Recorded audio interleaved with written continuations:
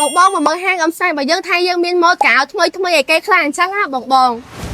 យើងមានជាប្រភេទខោកបយបោះបរោះបងគឺសាច់វាគឺក្រាក់ហើយពេលឲ្យស្គីបល្មមហើយគឺស្រួលធ្វើខ្លាំងមែនតើហ្មងហើយជាប្រភេទសាច់លេខ1របស់យើងសម្រាប់នេះវិញគឺសម្រាប់បងដែលគាត់ចាញ់ស្រីអញ្ចឹងគឺត្រូវម៉ាច់បរសាម៉ូតវាគឺថ្មីហើយពេញនិយមខ្លាំងមែនតើហ្មង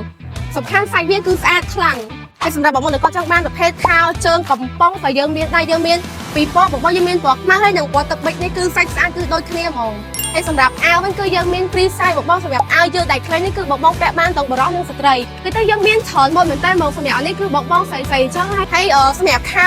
បងស្រីគឺយើងមានដែរបងសម្រាប់ម៉ូតនេះគឺតំចេញឲ្យពេញនិយមខ្លាំងមែនតើមកបងគឺ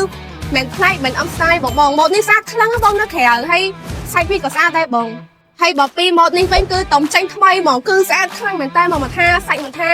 រូបរាងគេគឺស្អាតខ្លាំងបងពាក់ទៅដើរលេងតាមបូកូតាមមិនវិញគឺត្រូវហ្មង